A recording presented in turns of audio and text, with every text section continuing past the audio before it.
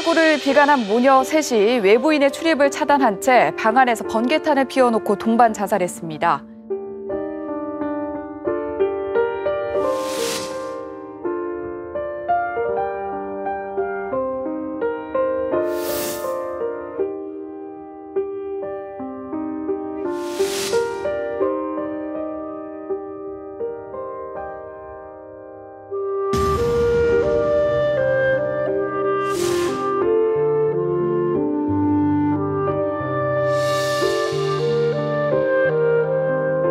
우리는 모르겠어요. 희망이 없는 것 같고.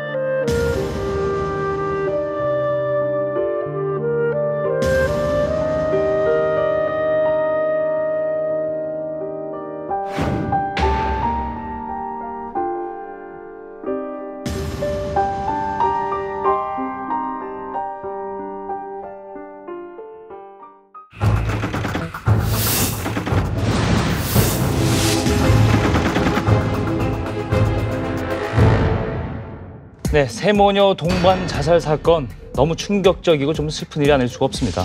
이 소득 4만 불 시대를 바라보는 대한민국에서 이런 일이 일어났다는 게 믿겨지지가 않을 정도인데요.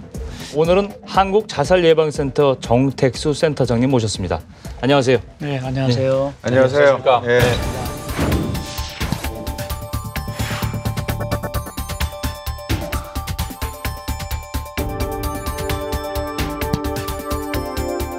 무엇 때문에 이런 극단적인 선택을 했을까요? 바로 돈 때문이겠죠. 이 시도 끝전. 그래서 오늘은 누가 이들을 죽음으로 내몰고 있는가라는 주제로 얘기를 좀 해보겠습니다. 일단 세모녀 얘기를 안 해볼 수가 없죠. 네. 일단 어머니의 유서가 발견됐는데 화면에서도 보셨겠지만은 참 유서 아닌 유서예요. 네. 예. 참 가슴 답답한 건데요. 네. 유서라고 하기는 좀 어려울 것 같아요. 돈 70만 원이 담긴 봉투 위에 4줄로 글을 썼죠. 주인 아주머니께 죄송합니다. 마지막 집세와 공과금입니다. 정말 죄송합니다. 예. 이 간단한 글을 남겨놓고 자살을 했습니다. 그 당시 70만 원이라면 거기 이제 집세가 월 50만 원이었고 네. 공과금 20만 원. 20만 원, 네. 그래서 70만 원. 그게 아마 전 재산이었을 가능성도 있는 거예요. 네. 그 어머니가 네. 가계부를 작성한 게 그 문 앞에서 발견이 됐는데 네. 10원 단위까지 이렇게 990원 뭐 이런 식으로 10원 단위까지 꼼꼼하게 이렇게 기록을 해서 살림살이를 했던 그런 아주 꼼꼼한 성격의 소유자였죠.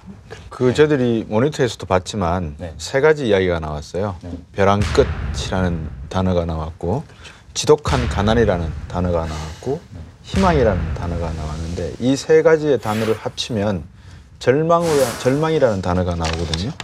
그러니까 더 이상 미래에 대한 꿈이 없다는 것인데 그 미래에 대한 꿈이라는 것은 지금 현재 내가 가만히 생각을 해봐도 내가 이 70만 원을 모으기 위해서 대체 어떤 일을 해야 되고 앞으로는 이 월세나 집세가 더 올라갈 수밖에 없는데 어떻게 내가 이 한계 상황을 극복할 수 있는 방법이 무엇인가. 주변에 이웃이 있어서 친구가 있어서 가족이 있어서 친척이 있어서 도울 수 있는 것도 한도가 있는 것이고 내 자존심이 허락하는 부분도 있는 것이고 그러다가 또 정부 쪽을 들여다보면 정부 쪽에서 나를 지원해 줄 수 있는 부분은 전혀 없는 것이고 그렇죠. 이게 결국은 절망이라고 하는 단어를 떠오를 수밖에 없는 것이고 네. 극단적인 선택을 하게 만드는 게 아닌가. 그 어머니가 이제 60대였고 실직 상태였고 네.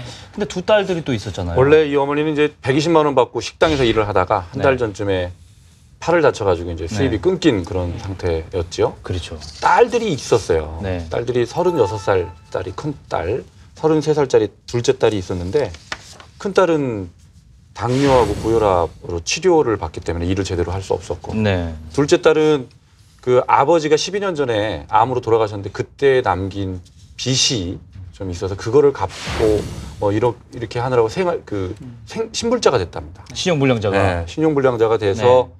그러니까 뭐 취직도 제대로 안 되겠죠. 변변한 직업도 못 갖고. 그렇죠. 그렇게 이제 전전하다가 결국 자살로 이렇게 생을 마감한 거죠. 결국 이 보면 종합 세트라고 볼 수가 있어요. 주거 문제, 청년 실업 문제, 복지 문제 이게 다 겹쳐서 이런 극단적인 사례가 나오는 건데 지금 그 어떤 그 주로 사건을 쭉 제가 보면 네. 그 어머니 성격은 가계부를 꼼꼼하게 적고 아까 10원짜리도 다 이렇게 적을 정도고요. 그렇죠.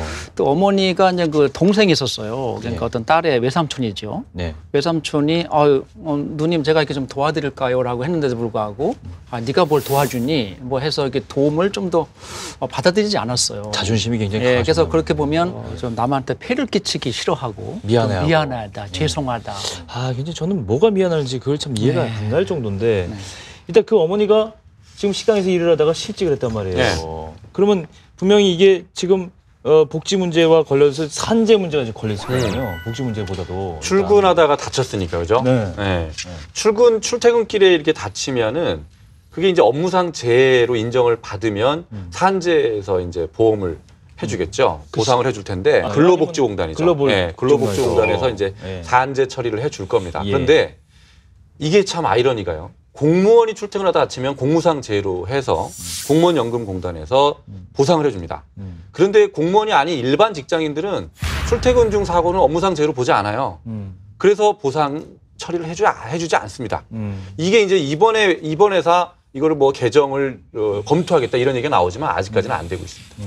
저는 또 한 가지 궁금한 게 복지 혜택 문제도 궁금하더라고요. 그 딸이 분명히 저희가 보기에는 그렇게 약한 병이 아닌 고혈압에 또 당뇨에 이런 정도로 해서 취업을 못할 정도가 되지 않았나 이제 추정을 하게 되는데 이 아팠다고 하는데도 의료 혜택을 받을 수 없었던 이 복지 혜택에 어떤 허점 같은 것들이 있지 않나 그렇게 얘기 좀 많이 나오잖아요. 네. 예. 이 기초수급자가 되기 위해서는 이제 세 가지 요건을 갖춰야 되더라고요. 하나는 최저생계비보다 소득이 적어야 되는 것이고, 둘째는 재산이 5,400만 원 이상이 되면 안 되고, 세 번째로 이게 제일 문제인데요. 부양자가 없어야 돼요. 부양 의무자가.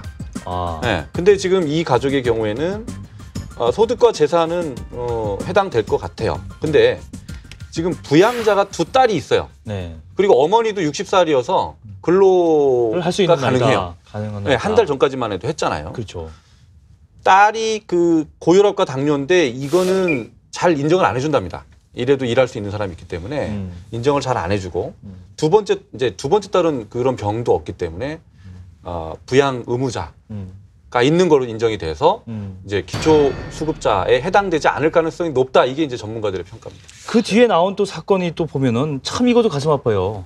동반 자살 사건 또 두 번째 사건이 30대 주부가 4살 배기 어린이를 안고 15층 아파트에서 투신했는데 네. 그 참 가슴 아픈 사연이에요, 이것도. 네, 이 사건은 30대 엄마가 4살 아들을 데리고 그러니까 아파트에서 안고 떨어진 거예요. 아이가 4살인데 성장이 더디니까 엄마가 그걸 참지 못했는데 재혼해서 낳은 아이였대요. 근데 그런데도 불구하고 그 아이가 성장이 잘 되지 않으니까 엄마가 이제 도저히 키울 수가 없다고 생각을 한 것 같은데 그리고 엄마가 이 아이 마지막에 엄마는 소주를 마시고 아이한테는 콜라를 먹였대요. 그래요. 아, 저는 그 부분이 굉장히 마음이 아프더라고요. 이제 마지막으로 아이에게 맛있는 걸 먹인 콜라를. 자살한 사건이 너무 많아요. 이게 어떻게 좋은 나라예요, 지금. 맞습니다. 이게 말이나 싶지만요. 또 있습니다. 경기도 광주에서 44살 이모 씨가 또 자살했는데 그렇죠. 여기 사연도 만만치가 않더라고요. 지체장애를 앓고 있는 딸과 어린 아들 그리고 엄마가 같이 목숨을 끊은 거죠. 네. 딸은 한 14살인 것 같고 아들은 4살이라고 했는데 14살 딸과 4살의 아들은 상당히 앞으로 많은 꿈을 펼 수 있고 노래를 부르면은 원하는 것은 모두 다 원할 수 있는 나라에서 살 수가 있었어야 함에도 불구하고 그렇죠. 엄마가 선택한 그 상황에 네. 같이 이 세상과 함께 어떤 작별을 고하는 네. 그런 내용을 들여다보니까 대부분 이제 어떻게 제가 이제 우리 유 교수의 감정을 좀 추스려 드리자면 네. 이 유형이 좀 나오는 것 같아요. 이 경우에는 방금 말씀하신 어떤 그 우리 장 변호사가 지적하셨던 병적인 문제, 딸이 어떤 병을 앓고 있었다는 문제 하나, 네.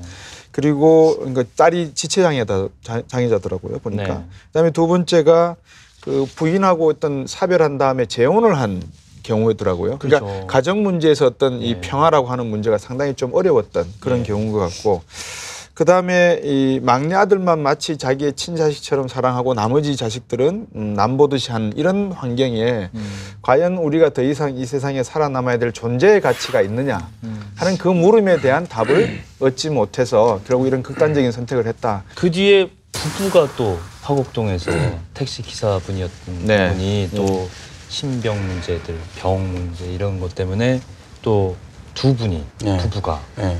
50대니까 한 2, 30년은 같이 사셨을 거 네. 아니에요? 이분이 또 목숨을 동반자살했죠. 동반 자살했던 거 네. 보면 정말 이게 한 일주일 사이에 네. 몇 건에 한 네 건, 네 지금 건. 말씀드린 것마저 네 건인데 이 정말 잔혹사라고 할 수 있는 일들이 일어났어요. 가난, 장애, 가정불화, 좌절과 분노 이런 것들이 마구 엉킨 상태로 이런 일이 일어난 건데 정말 매일매일 살기가 버겁고 힘들다 보니까 그야말로 이제 벼랑 끝에 몰리다 보니까 이런 선택들을 하는 건데 이분들은 정말 살자가 아니라 자살을 선택한 거예요. 글자만 바꾸면 그렇죠. 살자가 거꾸로네요. 되는데 외로운 거예요. 주변을 감당이 안 둘러봐도 되는 아무도 거지. 없는 거예요. 아무도 없지. 그 돈만 문제가 아니라 정말 아무도 없는 거예요. 내가 이렇게 주변을 둘러봐도 내 옆에 아무도 없으니까 그냥 가는 게 좋겠다고 생각하는 거예요. 저는 제가 한 사람을 놓친 적이 있었어요. 어떤 그러니까 한 사람을 놓쳐요? 저한테 SOS를 쳤어요. 자기가 자살의 죽고 신호를. 싶다고. 자기를 잡아달라고 했었어요. 근데 제가 볼 때는 그 사람이 이유가 아무것도 없는 친구예요? 거예요. 친구라기보다는 저보다 나이가 많은 언니였어요. 근데 가끔 저를 붙들고 나 죽고 싶다고 하는 거예요. 그래서 제가 그래 죽고 싶다고 하는 사람은 죽는 게 아니랬어.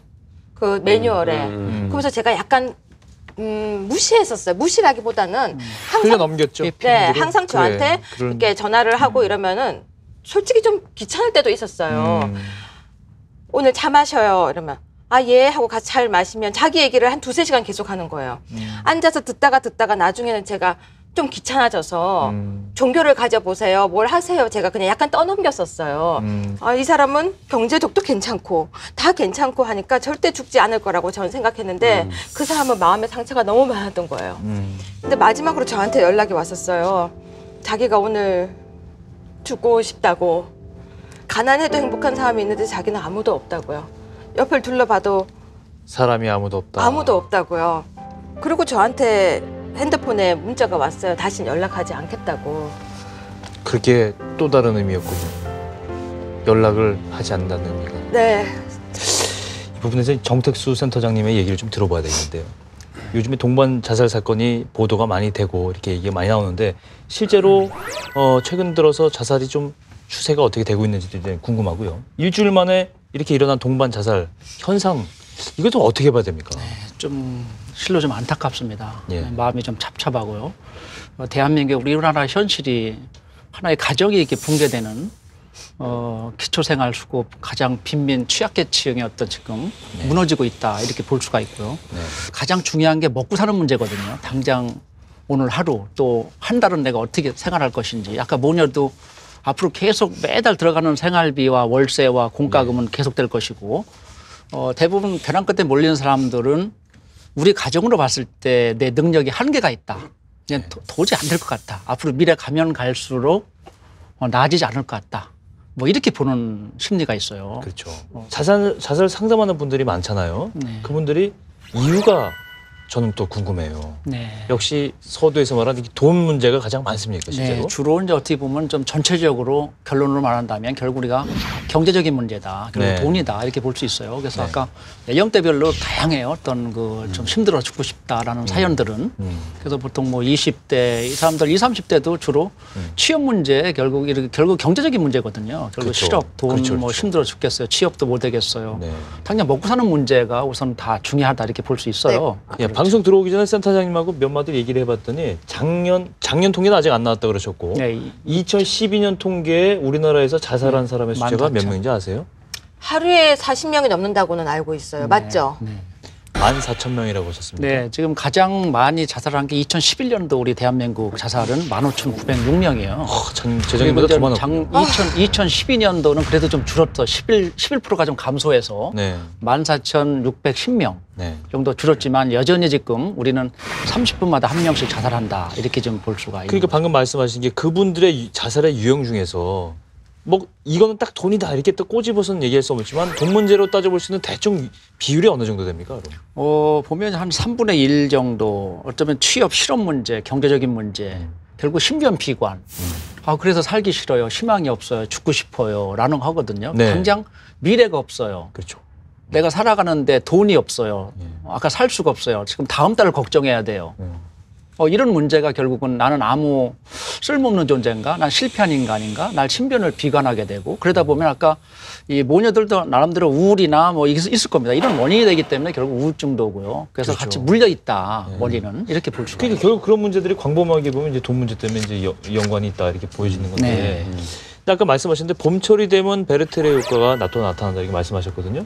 그럼 이 계절적으로도 영향이 좀 이게 자살이 높은 월이라든가 통계가 있을 것 같아요. 네, 그렇죠. 통계청 매년 그 조사를 하거든요. 예. 그러면 1월부터 우리가 2월, 3월, 4월, 12월 동안에 그래프를 보면 네.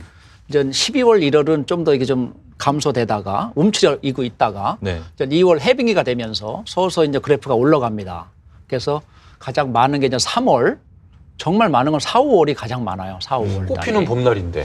그래서 어떻게 왜 그럴까요? 어떻게 보면 우리 자살 소인들이 이제 우울하고 힘들고 죽고 싶은 것들이 이제 내재돼 있는 겨울처럼 움츠려 있다가 좀 더 우리 이제 그 일조량의 변화라든지 심정의 변화에 의해서 봄철 되면서 좀 더 이제 내가 이제 표출되는 거죠. 지금 가족 공동체가 다 무너졌지 않습니까? 네. 또 가족 공동체가 무너진 것도 있지만 또 다른 가족들도 하루하루 살기가 빠듯해요. 그러니까 도움을 요청할 만한 상황이 아니라는 걸 누구보다 자기가 잘 알아요. 또 자기 가족이 그러면 사회라도 안전망이 있어야 되는데 사회 안전망 아까도 말씀드렸지만 기초수급 대상자 인정 요건이 굉장히 까다로워요. 네. 옆에서 그 신청을 했더니 수급 대상자로 잘 인정을 해주더라라는 소문이 쭉쭉쭉 퍼지면 그럼 나도 해볼까라는 생각을 했을 거예요. 지금 이 세모녀도 해본 수급자 신청을 한 적이 없다라고 지금 나와 있거든요. 네. 그러니까 해봐야 거절되더라. 또는 오히려 지금 기존의 수급 대상자에 포함된 사람들도 제외가 되는 상황이에요. 작년 한 해 동안 37,000명이 제외가 됐답니다. 혜택을 받던 수급자 사람이. 대상에서. 예. 그런 상황이니까 해봐야 뭐 안 되겠구나. 이렇게 포기를 하게 되는 거죠. 자, 이렇게 이런 사태가 일어나니까 이제 정부가 이제서 나와서 복지 사각지대를 보자. 또 일제 조사를 한번 해보자. 물론 안 하는 것보단 좋아요. 좋은데 일단 1차적으로 내놓은 계획이 뭐예요? 3월 한 달 동안의 복지 사각지대에 대해서 일제 점검에 들어간다고 하는데요. 네. 이렇게 한답니다. 단전, 단수 가구, 쪽방 지역, 최근 복지급여 신청 후 탈락한 가구 등을 직접 조사를 한대요. 그렇게 조사한 다음에 필요하다고 생각될 경우에 긴급 지원을 하고 기초생활보장제도, 민간 후원 등 공공 민간 연계를 한다는데 무슨 말이냐면요. 왜 이거 인제하냐고요. 그래요. 참 웃기는 거예요. 네.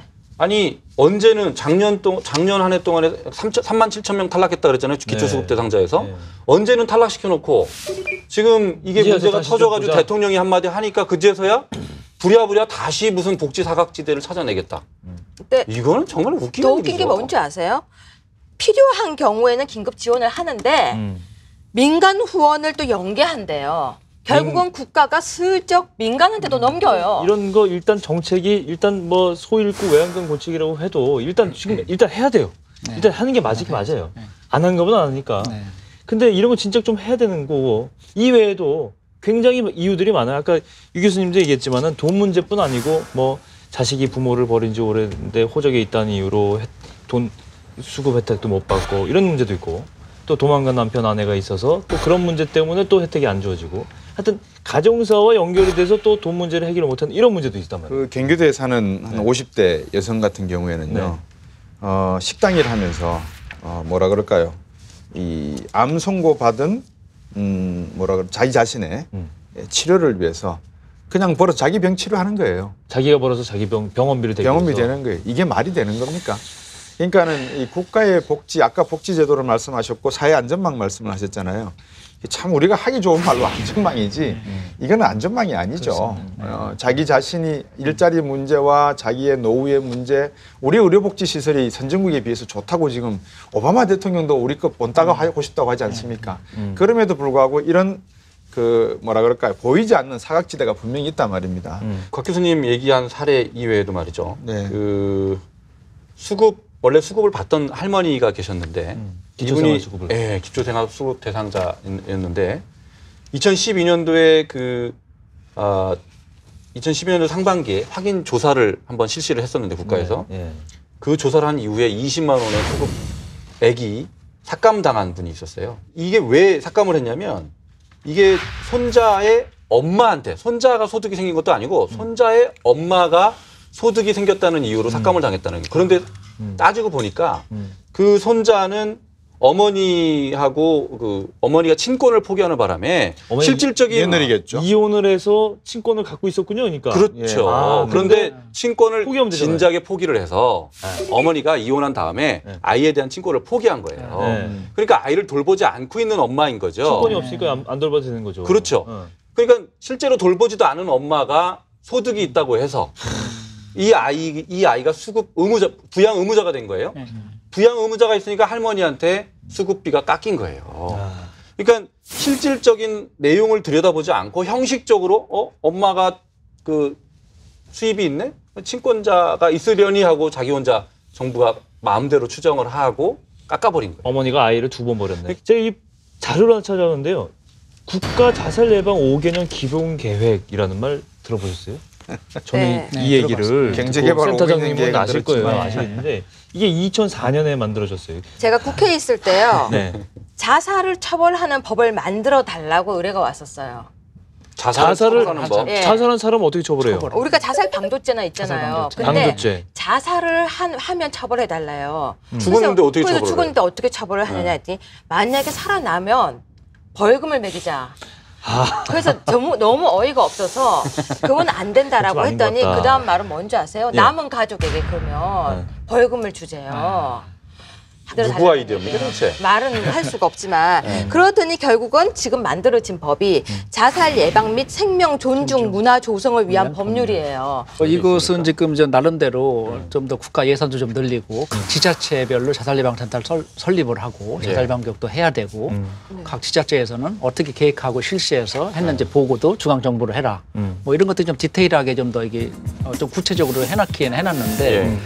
과연 이게 실질적인 도움은 없어요. 예, 좀 더 이게 좀 더 도움이 이게 이로 인해서 좀 더 자살이 좀 감소되고 하는데 좀 줄여야 되는데 그래도 조금 아까 말씀드렸듯이 2011년도에 비해서는 2012년도에는 좀 이게 11%가 좀 줄었어요. 근데 11년도가 너무 많이 늘었던 거잖아요. 예, 그래서 일부 학자들은 그래도 너무 이제 최고치니까 이제 줄 수밖에 없지 않았나. 15,000명 대 14,000명. 생각을 해보십시오. 이거를 갖다 사실은 1997년 외환위기가 나왔을 때 그 뒤에 2년과 비교를 해봐야 되거든요. 그렇죠. 사실은. 왜냐하면 2008년과 2009년 2월 달이 우리 글로벌 경제 위기의 피크였습니다. 금융위기로 금융위기의 몸살을 피크였죠. 앓을 때죠. 1997년에 외환위기가 나고 좀 회복하나 신용 불량자에서 벗어나나 뭐 경제활동을 시작할 수 있나 한 10년을 거쳐서 열심히 일을 했단 말입니다. 근데 이 사람들이 10년 동안 뭐 쓰고 싶은 거 안 쓰고 먹고 싶은 거 안 먹고 돈을 모아서 경제활동을 하려고 하는 2007년, 2008년도에 또 뻥 터져버린 거예요. 10년 만에. 10년 만에. 그러면 이 사람들은 원래 착하고 순수한 사람이기 때문에 열심히 일을 하면서 살아가는 사람들이에요. 대부분 이렇게 목숨을 스스로 버리는 사람들의 심성은 저는 엄청나게 착하고 순수한 사람들이 그렇습니다. 이 사람들이 또 2년을 열심히 극복해 보려고 했는데 그 2년의 경제적인 활동이 제대로 되었을까요? 저는 어려웠을 거라고 봅니다. 작년 같은 경우에만 해도 여의도의 금융가에 엄청난 구조조정의 태풍이 불었거든요. 지금도 그렇죠. 건설사에도 마찬가지였습니다. 이 사람들이 말을 못하고 언론에 내지를 안 해서 그렇지 이 사람들이 안고 있는 50대 베이비 부모들의 고민 이거는요. 지금 2011년 경제통계상에서 뭐 15,000명의 하루가 생명이 스스로 목숨을 잃고 2012년에 줄었다라고 하시지만 이거는 가장 피크를 아마 지나고 있는 그런 상황이다. 그래서 경제가 회복되고 있는 모습이라고 이야기할 수가 감이 없다는 거죠.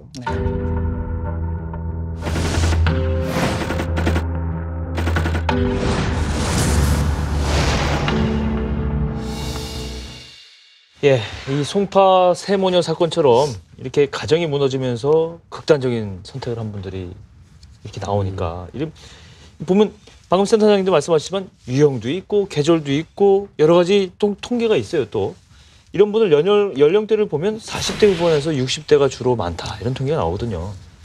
한 대리 운전기사 분의 사연을 이슈 토크전에서 재구성해봤습니다.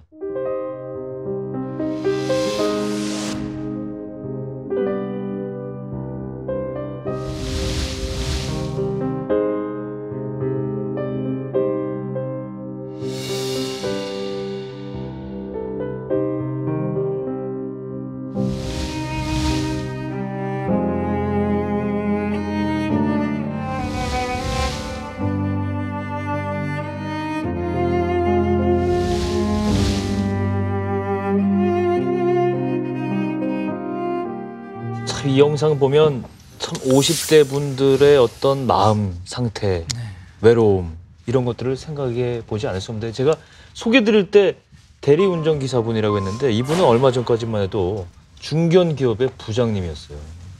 그러다가 하루아침에 대리운전을 하게 될 수밖에 없는. 명퇴를 했죠. 그렇죠. 명예퇴직.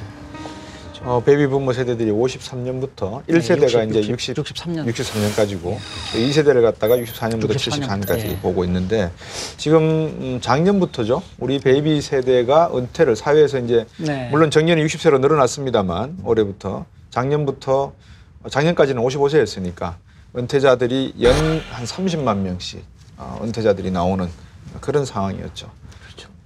우리나라 산업시대의 주역이라고 할 수 있는데 어떻습니까? 센터에 이런 분들의 연령이 많다고 아까 했는데 유형도 많을 것 같아요. 이 영상을 보면서 같은 50대로서 굉장히 마음이 아픕니다. 정말 숨가쁘게 달려온 세대고 정말 열심히 일하는 세대들이거든요. 맞아요. 열심히 세대들 뭐 야근 많이 하고 주말 뭐 휴일도 없이 정말 가정도 없이 회사를 그렇죠. 위해서 뭐 사회를 위해서 그때 일하시는 분들이죠. 꿈은 뭐 전세 월세 마련의 꿈을 가지고 일차적인 목표로 열심히 살고 했던 세대인데 이제 어느 정도 보람을 느끼고 이제 은퇴해서 좀 여유 있게 좀 더 좀 보장도 받고 좀 해야 되는데 또 여전히 또 자녀 교육이라든지 그 베이비 부모 세대는 낀 세대로서 중간에 자녀도 또 교육비도 좀 많이 또 부양의무도 해야 좀 되고 약하고 또 일부 이제 그 부모님도 또 모셔야 되는 세대입니다. 그러다 보니까 여전히 굉장히 힘들어요. 그래서 제가 이게 상담했던 사례에도 50대 가장으로서 정말 같은 입장에서 같은 세대로서 너무나 안타까운 사연이 있었거든요. 네.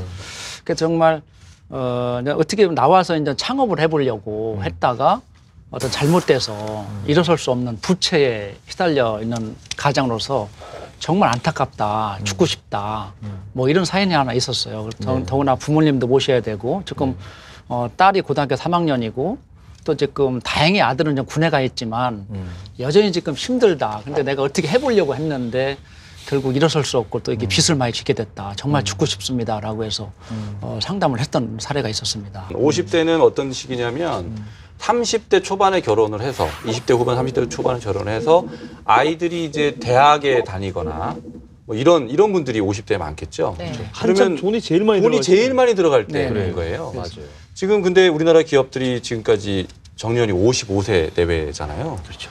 근데 이게 정년이 연장이 뭐 60세로 된다라고 하지만 사실은 그 정년이 지금까지 55세도 정년까지 채우고 나온 분들 소식 별로 없어요. 맞아요. 그러니까 지금 있는 55세도 잘 지켜지지 않는다는 거예요.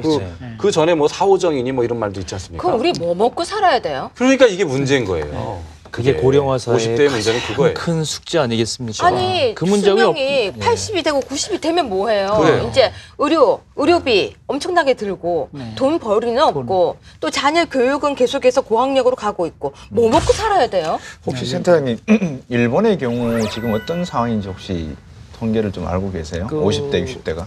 일본은 이제 일자리 창출을 그래도 좀 예. 나름대로 좀 국가에서 신경을 많이 쓰고 있고요. 예. 또 자살 예방에 관련된 예산이 우리하고 비교 안 될 정도로 국가적 예산이 많이 지금 책정을 해놓고 네. 하고 있고요.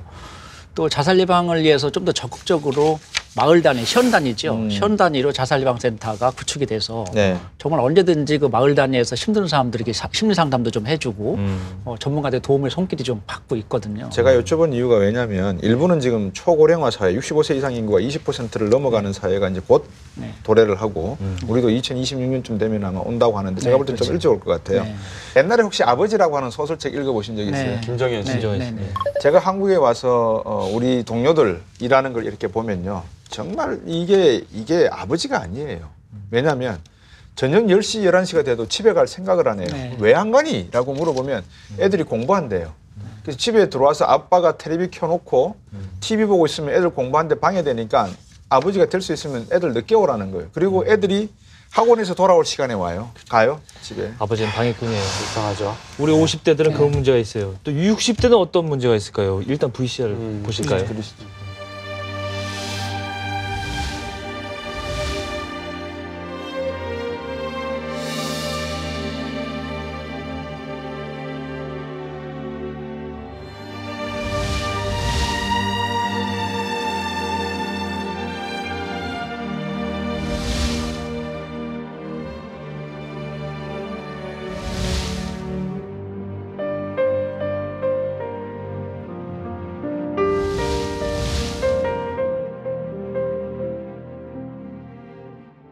저는 이 VCR 보니까 딱 처음 생각나는 것이 누군가 이런 얘기를 하더군요. 끝까지 어른이 하신 말씀인데 끝까지 돌아가실 때까지 재산을 전부 다 자식에게 주지 마라. 네. 그것이 대접을 받는 길이요. 편안하게 사는 길이다. 이렇게 얘기를 하시던데 네. 참 공감이 가는 얘기예요. 실제로 그 자식들한테 재산을 미리 물려주고 부양도 못 받고 비참한 상태로 이렇게 마감하는 분들이 참 많습니다. 정말 50대, 60대 우리가 이 소위 경제학에서 말하면 평생 소득 다스리라고 하거든요. 우리가 평생에 얼마를 벌어들일 것인가 이거를 놓고 소비를 할 수 있는 그 플랜을 짜야 되는데 정말 이런 분들은 절벽이죠. 그렇죠. 예. 자녀들을 한 명씩 이렇게 여일 때마다 결혼 보낼 때마다 서울에 집을 가진 사람이 전세로 옮겼다가 또 하나 또 보내면 맞아요. 경기도 서울 외곽으로 옮기고. 또 전세로 옮기고 그렇죠. 나중에는 자기가 남아나는 게 없죠. 그러니까 이런 게 바뀌어야 될 것 같아요. 아이들을 성년이 된 아이들을 계속 부모가 책임져야 된다. 이런 인식이 바뀌어야 될 것 아, 같아요. 그 캥거루에 대한 인식이 네. 바뀌어야 돼요. 무슨 캥거루도 아니고 안에다가 품고 앉아서. 캥거루는 애 때나 네, 이렇게 품고 중요한 있죠. 거는 아까도 말씀드렸죠. 50대, 60대 분들은 그런 생각으로 교육을 받아서 했지만 네. 그 자녀분들은 그 밑에 지금 20대라든가 30대 분들은 그런 생각 안 한다는 거예요. 그죠? 부양도 안 해요. 그런 생각 안 해요. 부양도 제가- 안 하고 그렇게 자식들에게 해주지도 않을 것 같아요. 제가 제가 오늘 생각하기에. 신상털이를 좀 많이 하는데 제가 애가 둘이 있습니다. 예, 대학교를 졸업해가지고 다 직장 생활을 하고 있는데 이 친구들이 아버지가 대학 교육에 교육 자금을 대주는 것을 이상하게 생각을 해요. 아, 미국에서 이해가- 자랐기 그렇죠. 때문에. 네. 그리고 아버지가 결혼 자금을 고민하고 있다는 것을 이상하게 생각을 해요. 저는 그게 더 이상해요. 왜냐하면 의뢰껏 제가 능력이 되면 도와줘야 되는데 그래서 다시 말씀을 드리지만 너무 오늘 분위기가 좀 무거워서 제가 이 농담을 하면 안 되는 자리지만 이 방송에서 제가 잘리면 우리 애들 또 얘기하시나요?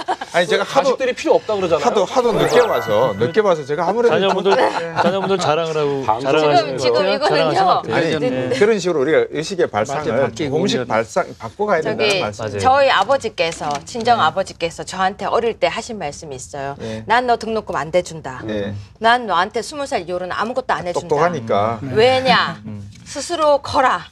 저는 진짜 어릴 때요. 너무 이해가 안 가는 거예요. 자, 이런 이야기 자체도 사실은 우리가 좀 조심해서 해야 될 필요가 있어요. 왜냐하면 지금 우리가 오늘 다루는 이 많은 분들이 이런 것도 사실은 사치에 불과한 거예요. 맞아요. 네. 네. 진행하시죠. 우리가 지금 VCR을 계속 보고 있는데 이게 유형별로 보여드리고 있어요. 그 다음 보실 VCR이 뭐냐면 재취업하는 50대가 그런 사례인데 한창 때와 다시 재취업하고 났을 때 대부분은 수익이 줄까요, 늘까요? 당연히 턱없이 줄어들죠. 당연히 더 줄어들어요. 그러다 보면 이제 생각하지도 못한 애완들이 또 생겨나는 네.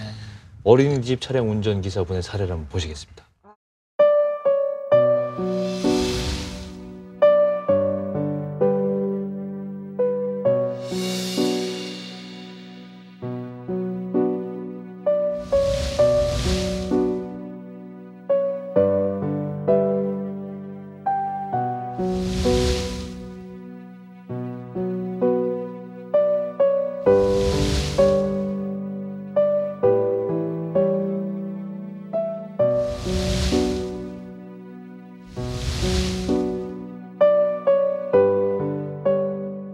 이 소득 절벽 얘기를 본격적으로 좀 해볼게요. 네.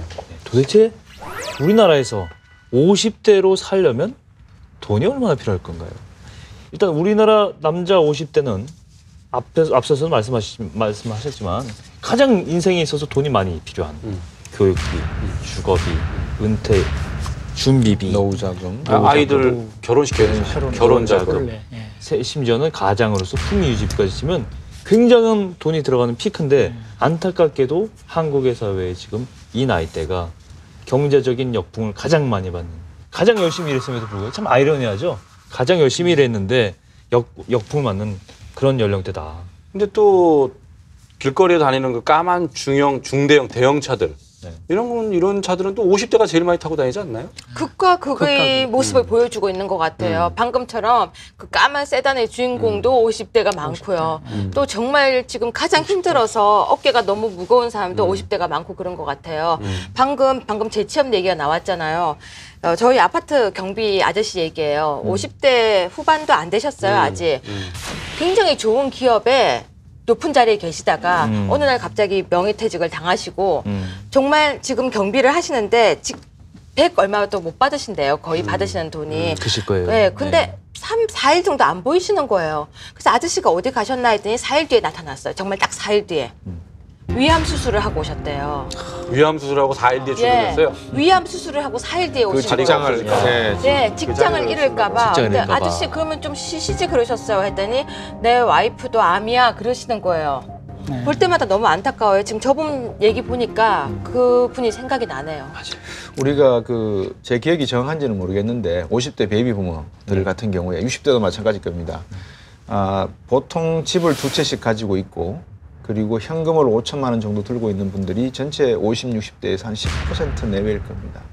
밖에 안 됩니까? 그 정도밖에 안 될 겁니다. 통계예요. 그럼요. 근데 이게 방금 말씀하셨다시피 검은 세단을 타고 다니는 사람과 그렇지 않은 사람들 말씀하셨잖아요. 그렇지 않은 사람들이 훨씬 더 많겠죠. 그렇죠. 훨씬 예. 많죠. 그래서 이제 VCR을 나온 그런 분들이 굉장히 가슴 아픈 분이고 우리 사회에 우리랑 같이 사는 분들이에요. 우리가 관심이 없고 못 보고 행정의 손에 미치지 않고 복지의 손길이 미치지 않는 곳에 있는 거지 엄연한 현실이고 하는데 그분들이 이제 이 극단적인 선택을 하기에 앞서서 센터에도 전화를 네. 하신 분도 있을 거고 그 굉장히 가슴 아까도 조금 말씀하셨지만 사연들이 좀 있을 것 같아요. 네. 기억나시는 거 없으세요? 그래서 지금 우리 50대, 60대 열심히 살았고 또 제가 50대 같은 세대로서 상담했던 기억난 사례가 있는데 네. 그 57세 정도 이제 가장이에요. 가장인데 네. 이렇게 우리가 이제 외상으로 겉으로 이렇게 보는 모습으로 보면 대략은 알거든요. 얼마나 고생했는지 얼굴 표정이라든지 또 그렇죠. 제가 손을 보니까 이게 소나무 껍질 같이 벌써 이게 많이 힘들어하시고 벌써 이게 막 울퉁불퉁하세요. 이게 좀 생산직 같은 이런 일을 또 막 운반 일을 많이 하시고 정말 열심히 살았다고 본인은 말씀하세요.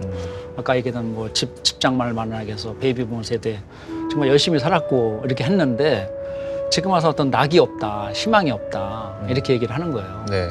그래도 이제 그 사람은 처음에 전화 저한테 왔었어요. 전화 왔다니 부탁하기 싫었는지 전화벨이 울리다가 전화가 끊긴 거예요. 근데 우리는 좀 하나라도 조그만 단서라도 사인이라도 놓치지 않으려고 하거든요. 예. 상대방이 분명히 잘못 걸린 전화는 아닐 것 같은데 분명히 도움을 받으려고 했을 건데 그래서 이 전화번호가 이거 뜨기 때문에 전화번호를 다시 제가 눌렀어요. 근데 마침 전화를 그분이 받았어요. 받고 굉장히 센터에 나중에 이제 상담까지 해서 잘 와서 생명의 위기를 건졌지만 그 당시는 센터님이 전화 안 왔더라면 저는 센터님의 마지막 전화로 생각하고 전화를 했다가 그래도 마음을 바꿨네요. 그렇죠. 내가 전화를 뭐 해서 뭐해 이렇게 했다가 그때 사실 이미 이제 그 자살에 대한 도구를 다 준비해 놓은 상태에서라고 하더라고요. 한 생명을 구하셨네요. 그렇죠. 그래서 제가 정말 정말 내 어떤 중요한 사명감을 그러게요. 내가 느꼈어요. 정말 중요한 일. 일단은 우리나라 50대 중장년층 소득이 만약에 아까 말씀하신 분처럼 어느 날 끊어져. 이게 이제 소득 절벽이라고 이게 그렇죠. 표현을 하는데 네. 이 크레바스라고 하죠. 이 눈길을 가다가 밑에가 푹 꺼지는. 네. 어느 누구도 그럴 수 있어요. 누구라도 그럴 수 있는데 소득이 그렇게 끊어지게 되면 기존의 저축의 돈 모아놓은 비상금으로 과연 얼마나 버틸 수 있을까를 한 생명보험회사에서 조사를 해봤대요. 네. 얼마일 것 같아요? 뭐 몇 년 못 버틸 그러니까 것 같아요. 정상적으로 예측할 수 있는 기간 동안에 뭐 이거 퇴직금을 받고 이런 게 아니고 한 6개월 버틸라나요? 그거보다 많습니다. 그거보다 많습니까? 예. 2년. 2년. 제 생각에는 그거 2년? 못 버티는 사람 많아요. 왜냐하면 그러게요. 주변 나와도 뭐 글쎄요. 퇴직금이 있는 직장에 하여튼 평균적으로는 자, 2년을 버틴다. 제가 제 경우를 말씀을 드릴게요. 제가 대한민국 굴지의 대기업에서 수석 연구원을 하다가 네. 하루아침에 제가 그러니까 사직을 하고 나왔단 말입니다. 근데 그 나오게 된 뭐 집사람에게도 상의를 했겠죠. 어떻게 생각하냐. 그러니까 집사람이 적어준 글이 있어요. 이 글을 눈물 없이는 사실은 못 읽어요. 그러니까 당신이 요지는 이겁니다. 지금까지 당신이 우리를 지원해 주기 위해서 그 바친 열정과 사랑을 이해를 하니 이제 당신이 하고 싶은 일을 하십시오라는 게 내용이에요. 근데 감동적이네. 그거는 하나의 이상적인 추상적인 개념이고 자 먹고 살아야 되잖아요. 그래서 제가 한 4개의 개인 저축연금을 들고 있었는데 이거 통장 다 깼어야 돼요. 네. 그러면 세금으로 혜택을 받던 걸 다 손해를 봐야 되잖아요. 200만 원, 300만 원, 400만 원 세금으로 다 냈어요. 네. 그리고 제 손에 떨어지는 건 중간에 해지를 하니까 90%를 못 받는 것들도 있단 말입니다. 네. 그다음에 저축을 얼마나 했을 것 같습니까? 저축한 거 별로 없어요. 그렇잖아요. 저축할 게 뭐 있겠어요. 전부 다 가족들이 미국에서 살고 있고 미국에서 살림이 있기 때문에 제가 미국에서 애들 뭐 지원을 해줘야 되니까 그러니까 제가 저축한 게 없는 거예요. 그래서 저는 지금 이 순간에도 이 방송이 잘리면 먹고 살 길이 없어요. 아, 또 가슴 아프게 그렇게 얘기가 들어가요. 갑자기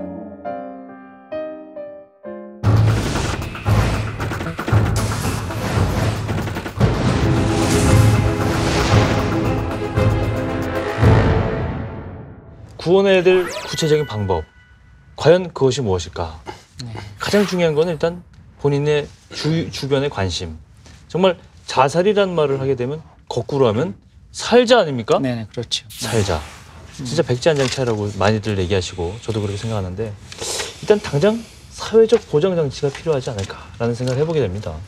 이게 일자리 문제하고도 연결이 되지 않습니까? 그럼요. 기업들도 열심히 여기다 좀 지원을 해야 돼요. 기업들도. 임금 피크제 이제 이야기가 잠깐 하면 네. 제가 미국에 있을 때 보통 65세 은퇴를 해도 5년 더 하나의 고문이라든지 65세까지 일합니까? 65세까지 일을 했었습니다. 그러니까 아는 시니어분은 네. 그러니까 원로분은 특별한 경우인 것 같은데. 62세까지 원래는 되어 있죠. 근데 이제 그분은 65세까지 일을 하시고도 62세는. 또 일을 하실 능력이 있으니까 주 정부에서 굉장히 그분을 행운은 아닙니다. 그런 네. 그럼 시스템을 많아요? 가져가더라고요. 아. 예. 그래서 이제 예를 들어서 뭐 사회연금, 국민연금으로 60만 원 드리니 네. 차라리 나와서 일하시게 하면서 70만 원 드리는 게 낫지 않을까요?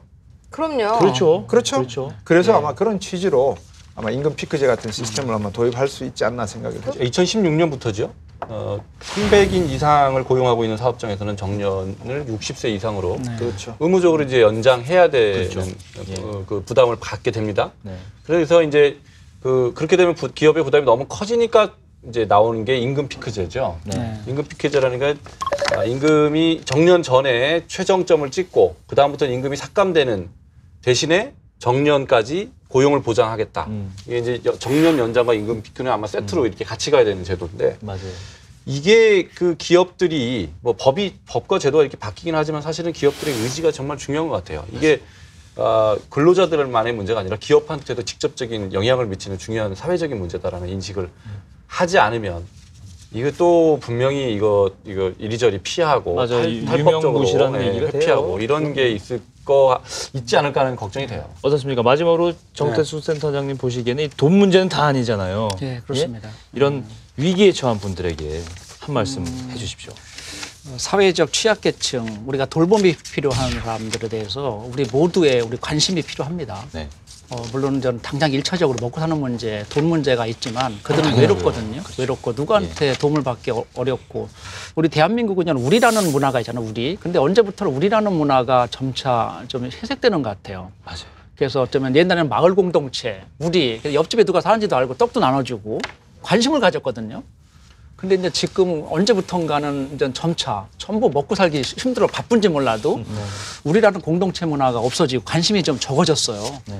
그래서 이제 그 벼랑 끝에 놓인 사람들, 정말 우리가 돌봐야 될 사람들을 좀 더 우리가 주변에 좀 더 바쁘더라도 좀 더 한번 쳐다봐주고 웃어주고 좀 더 관심을 가져주고 좀 더 말도 걸어주고 한다면 좀 그런 게 우리가 좀 더 필요하지 않을까라고 생각해 봅니다. 네.